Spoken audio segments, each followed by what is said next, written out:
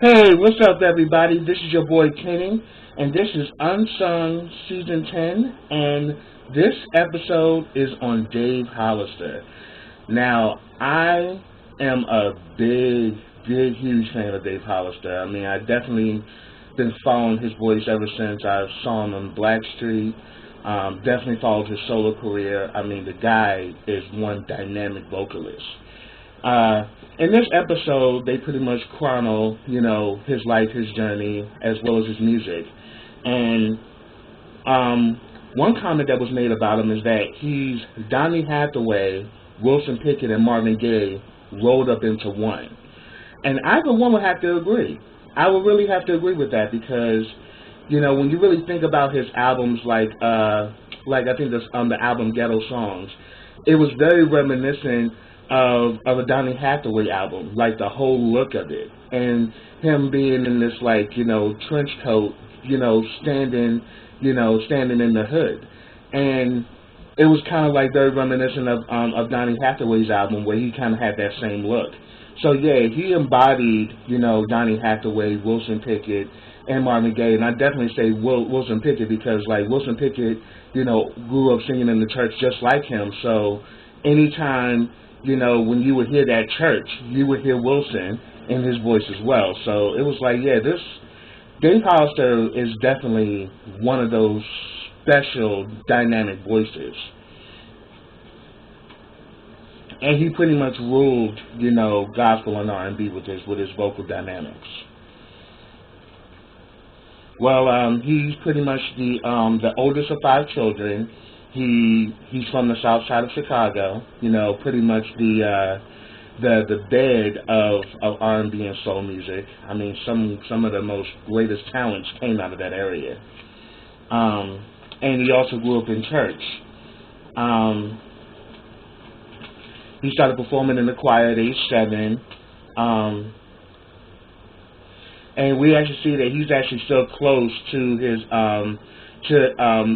church, to his pastor at the church that he grew up in, and he remembers him as if it was yesterday. So he really still has a close attachment to where he came from, which tells you a lot about a man who has that close attachment. It shows that he's really true and that he doesn't forget where he comes from. So I give him mad respect for that.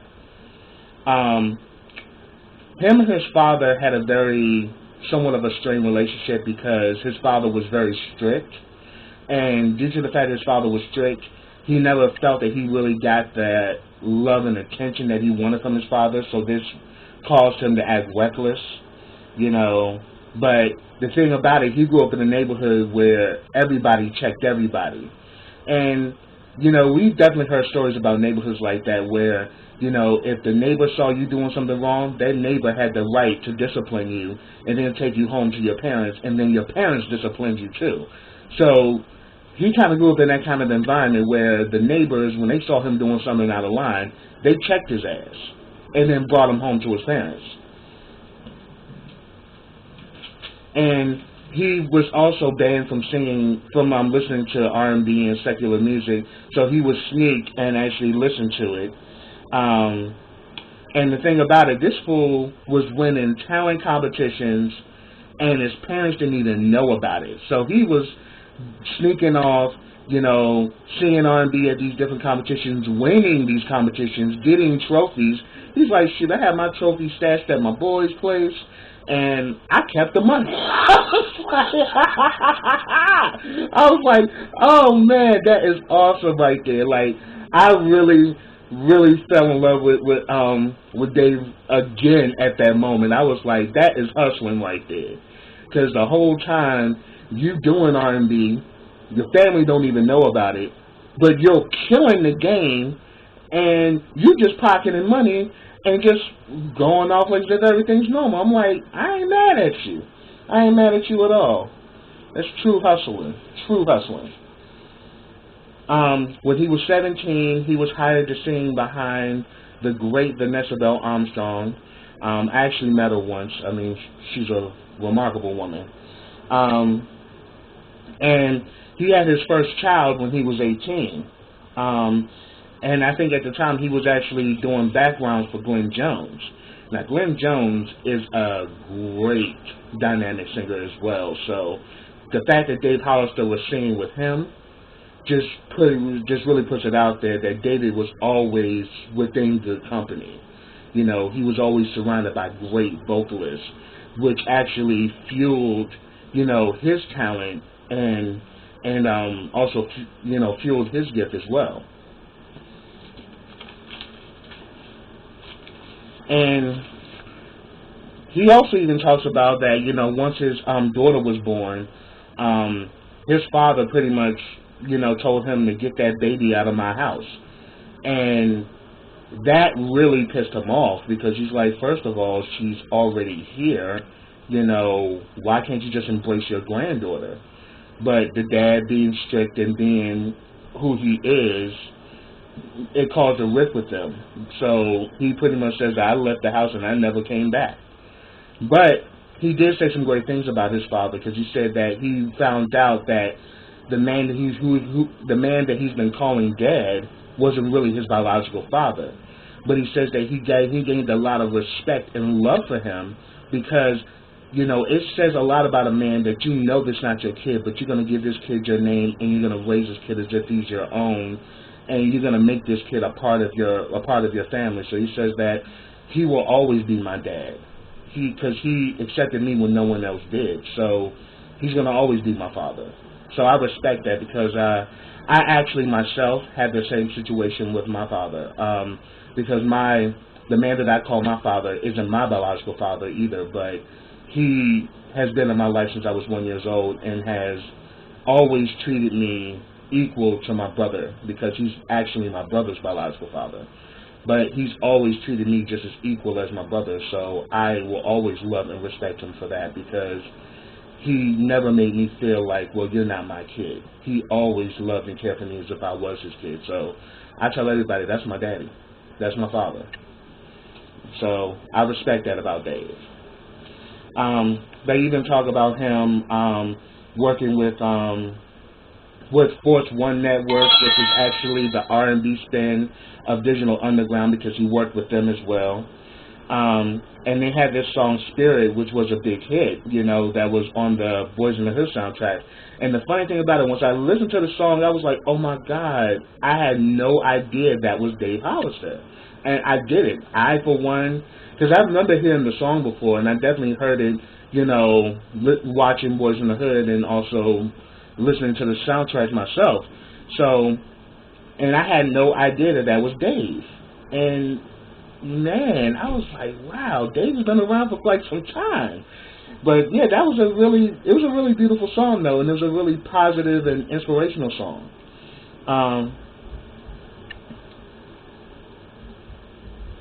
So pretty much because of the success of that song, they ended up getting a record deal. But their releases didn't do well, so eventually he left the group and he started, you know, doing background.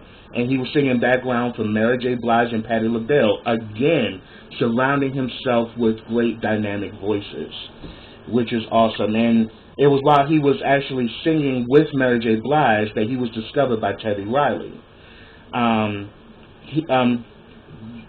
Everybody knows about that duet between KC and Mary J. Blige, which was very, you know, which was pretty much tantamount to their relationship.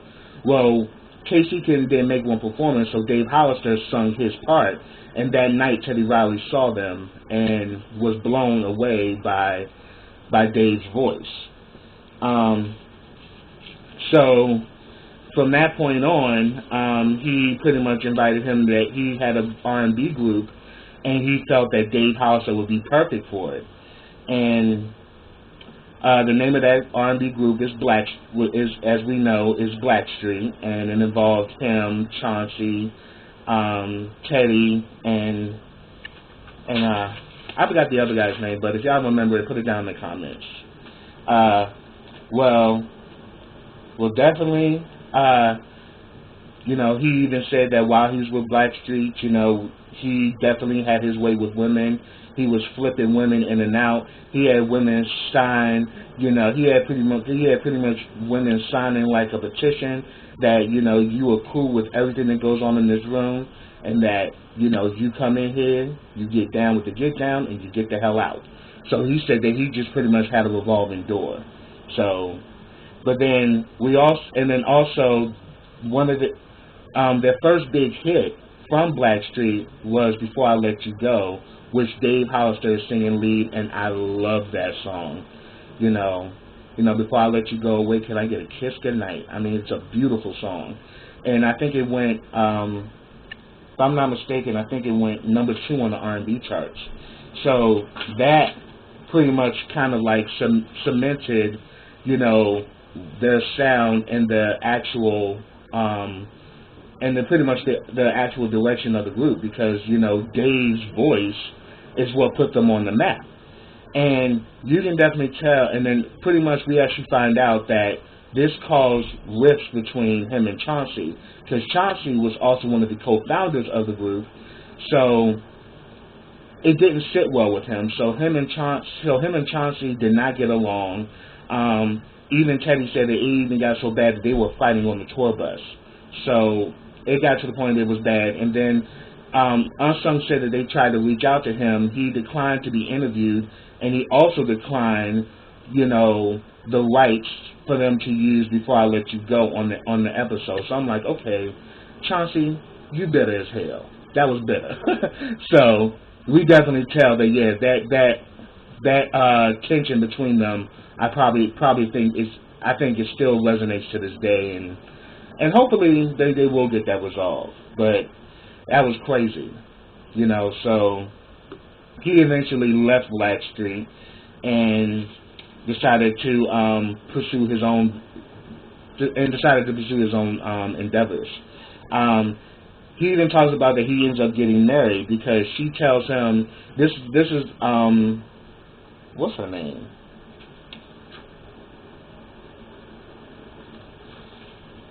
Well, it's pretty much with his ex-wife.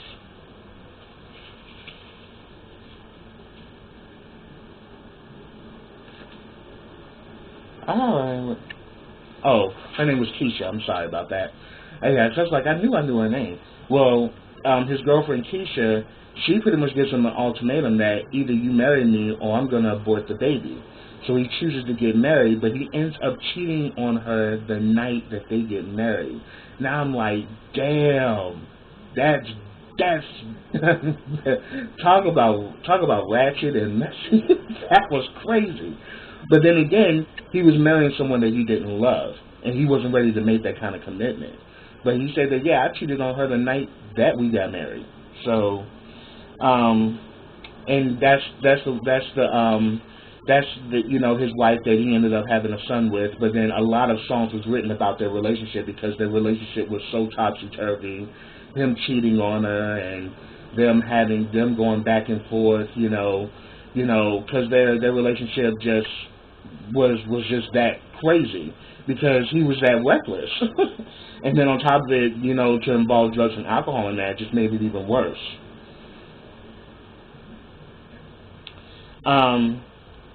So pretty much they talk about that he ends up signing with a label with Eric Sermon, which was kind of like a sub label. It was like an EMI. If I'm wrong about any of this information, put it down in the comments. I'd be more than happy to talk to you about it. And one of the songs that he did was called "It's All Right," which is a really beautiful song. And then what happens was that division that he was signed under, it folded. So he pretty much turned into alcohol and cocaine, and pretty much, that along with the sex addiction, just really caused a lot of problems. And he even talked about in this episode that he even did like a little porn video, and his wife found it and ended up watching it. That really drove her to the point where she was done. She ended up leaving, going home to her mom's, but eventually, they worked it out, and he ended up coming back. and he even featured her in 2 of his videos.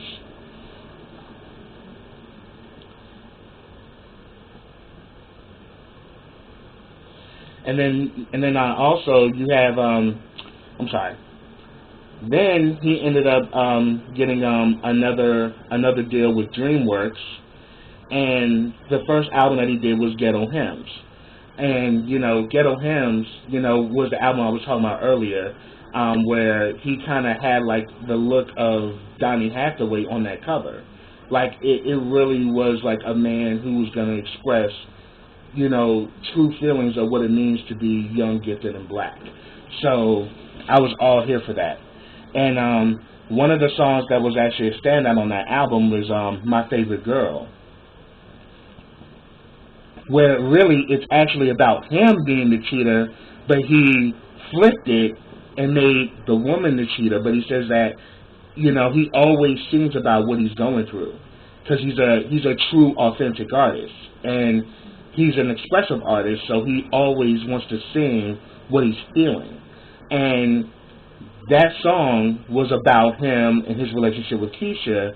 He just kind of flipped the situation, because he said regardless whether it's the man or the woman, the pain is just as bad either way.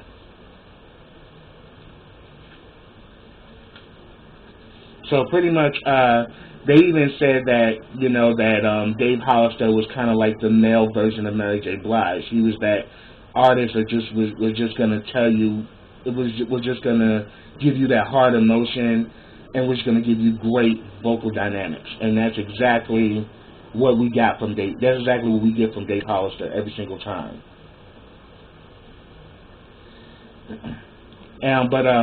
Ghetto Hymns went gold, and the song My Favorite Girl actually went number 10 on the R&B charts. In 2000, he did his second album, which was, one of the albums that he's known for as Chicago 85, the movie. And then around this time, he also finds out that his wife had also cheated on him as well. And Mike City, who ended up, who was pretty much a songwriter, producer and songwriter, who had success with Carl Thomas, he ended up writing the song One Woman Man. And that song is definitely one of his signature songs. And the song is beautiful because it's about a man who's tired of playing the game, and he just wants to commit to his woman and wants to be happy. And his wife Keisha and his son were actually in the video with him. So it was like, wow, that's beautiful. But but that song went to number 8 on the R&B charts, and today it's his biggest solo hit. But yeah, I love that song because I even sung that song in karaoke once. So yeah, that song is like that. Then he also had he also had another hit song, Take Care of Home. And there were even people saying that, after people hearing that song, he said that there will be like grown men, like thugs, crying, after hearing that song, because it's like it speaks true to the man. Like, look, you have to do right and, take care of your home and take care of your woman, take care of your kids, be about your family and don't be about the bullshit. So I was all here for that. And the Chicago 85 album ended up going, it was a top 10 album, so I think it pretty much went gold as well. But at this time, Dave's life is reckless, it's out of control. Drugs and alcohol are taking control, and he's still, sleeping around on his wife. So it's just like things in his life at this time are really bad. And they even show Tank. Tank even did an impression of him when he said that he will be getting crazy drunk before a performance. Like he'll get completely like fucked up, like literally like we would have to carry him onto the stage because he was so drunk. But once he get out there, he's like, I don't know what happened, but it was like the liquor evaporated, and he would do his show and would kill it. Would do a great show, but then as soon as the shit's over, he's like, oh. And I probably had to kind of laugh because you said they did. It's like I've never seen anything like it. Like, he would get on stage, he would come alive, but then go right back to being the drunk man right afterwards. Shows you right there, that's a God-given talent. And pretty much, everything continues to spiral out of control. Keisha ends up, finally leaving him, and they file for divorce.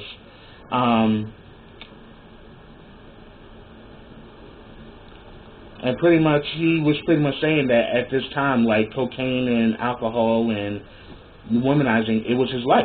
And what really changed it was that I think he was in Malibu, and he had did like a half of an 8-ball of cocaine and was driving, and he gets into this terrible car accident. But he escapes, unscratched and unharmed. And he ends up getting, hitching a ride to the event. And from that event, he had like a life-changing, he pretty much had a life-changing, situation that happened to him where all he could do that night was sing gospel and was just thankful to God that he was still alive. And he was thankful to God that he could have died. We could have lost Dave Hollister at that moment. But God said, no, I'm not done with you. So from that point on, he decided to change his life. He ended up giving up R&B music. He moved back home to Chicago with his mother. But he said that, hey, the change wasn't easy because he said, I was pretty much, sneaking out every night, messing with women. I just wasn't bringing women to the house. So he said that, yeah, I still was doing my dirt, but I was, a work in progress. So he eventually ends up becoming a minister, an ordained minister. He, ends up working with Hezekiah Walker. He ends up getting his, a deal with Gospel Centric, and pretty much he did his first gospel album, the Book of David, Volume 1, The Transition, and the song, What Do You Do, which is another song about him because at that point he's like, reaching out to God, asking, what do I do now? How do I pick myself up? How do I move forward? That song went number 1 on the gospel charts. So he has solidified himself as a gospel artist. Also, in 2006, he gets an opportunity to head, I think, like a choir in San Francisco, and that's where he met his wife, Ayana. In 2008, I think they got married, I think, in 2007 or 2006, and they had a daughter, Rain, in 2008. And then he said that he eventually got he pretty much got the calling to go back to R&B music. But then he said that, look, it doesn't matter whether you sing R&B or whether you sing gospel. The message is the same. It's just that, as far as R&B, the message is more matured, which is true. It's more for an adult ear. Not everybody needs to be listening. Well, not necessarily an adult ear, but it's for a different set of ears, And pretty much, he's right now, I think, a pastor at the World Assembly Church. He's at a point now where his life is more peaceful. And pretty much it's just like you really just saw, like, even though he had all of that hardship, he made it through, but he made it through triumphantly. And that's a real good example of a true artist, of an artist that's not only true to who they are and true to their talent, but they're also true to the process. That, look, I'm going to have some bumps in the roads along the way, but I'm going to stay true to who I am. But not only that, I'm going to be better than what I was before. and we've seen that Dave Hollister has gotten better. He even talked about in the interview that, currently right now there's a strain between him and his son. I pray to God that things work out with them, because he got really emotional because he says, I love my boy. And I'm pretty sure that his son, seeing all the craziness that went on between him and his mother, I would understand why that strain would be there. But I pray to God that things work out with them, because, his son does look a lot like him. So it's great that he even says that, look, I still have some struggles right now, but I'm working with God now, so I know regardless of how bad things may get, I'm going to always succeed. So that's definitely a great attitude to have. But that's my review. Again, if I missed anything, put it down in the comments. Subscribe to my channel. Leave comments on this video, like this video, share this video. And I will be back with you guys next week for the next episode of Unsung. And I think next week they're doing After 7. So stay tuned, guys, and I will be back next week. So until then, take care.